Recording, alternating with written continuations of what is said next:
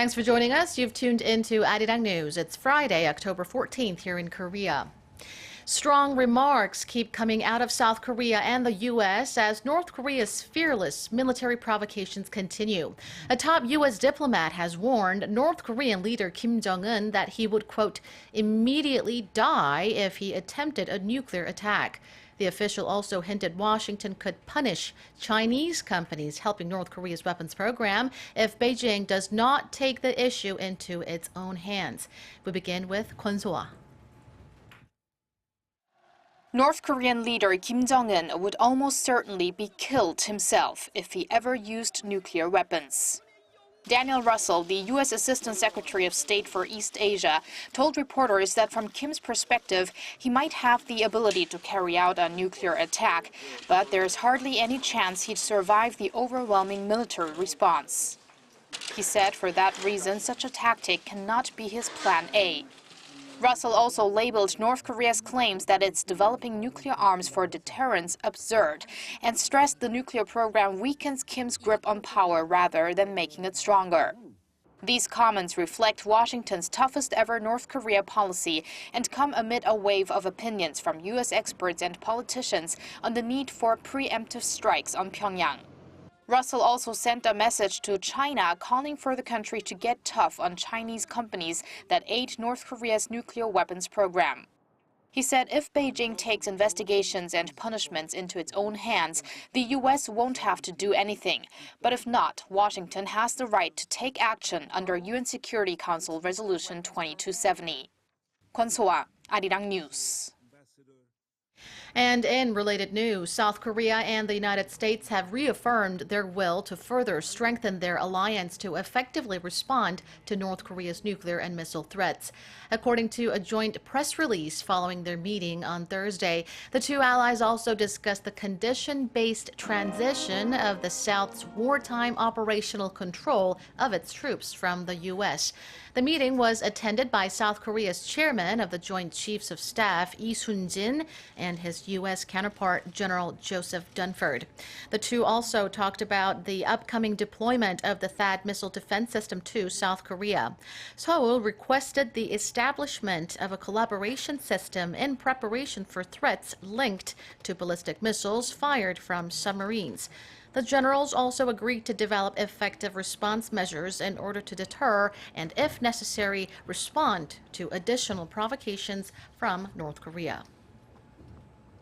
The world's largest smartphone maker is going to have to endure billions of dollars in losses from the termination of the Galaxy Note 7. It's the first time Samsung Electronics has officially commented on potential future losses after revising down its earnings estimate for the third quarter. Kim Min-ji reports.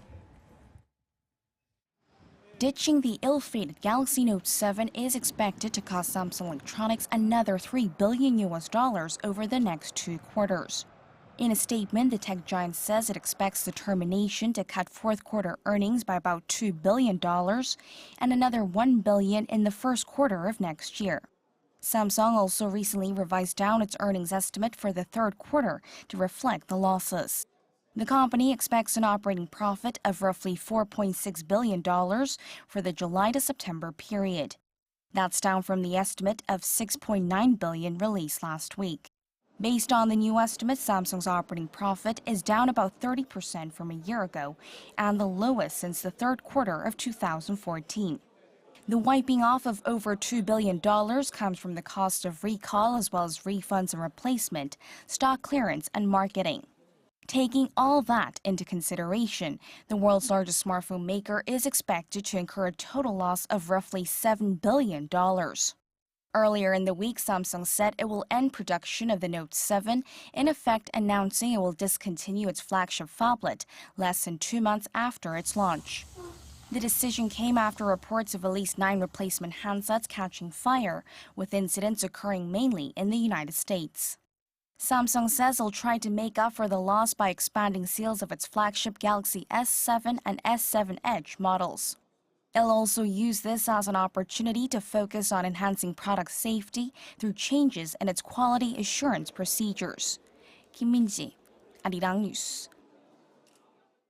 Korea's exports to Vietnam and the United States have been on an upward trend since 2010, but shipments to China, Korea's largest trading partner, are going the other way. According to the Korea International Trade Association, Korea's export value to the U.S. stood $69.8 billion in 2015. That's up from $49.8 billion in 2010. With that, the U.S. makes up about 14% of Korea's total exports, up from about 10%. During the same period, exports to Vietnam surged almost threefold to $27.8 billion, accounting for over 6% of Korea's overall exports. Kita attributed the rise to an economic recovery in the U.S. as well as an improvement in spending and demand for imports, while Vietnam has risen as a production base for Korean companies.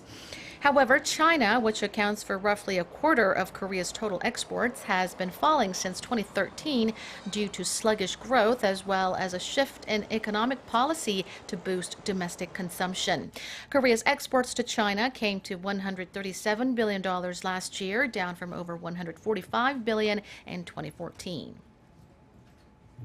10 people have been killed and 7 injured after a tourist bus burst in flames on the Gyeongbu Expressway on Thursday night. Police in the southeastern city of Ulsan say the bus was carrying 20 people when one of its tires exploded and slammed into a guardrail. The people who survived the inferno were taken to hospital to receive treatment for smoke inhalation and other injuries. The passengers were retirees of Hanwha Chemical Company and their spouses. They were on their way to Ulsan from Daegu Airport after returning from a trip to China. That does it for now. I'll be back with more headlines at 4 p.m. Korea time. Stay with us.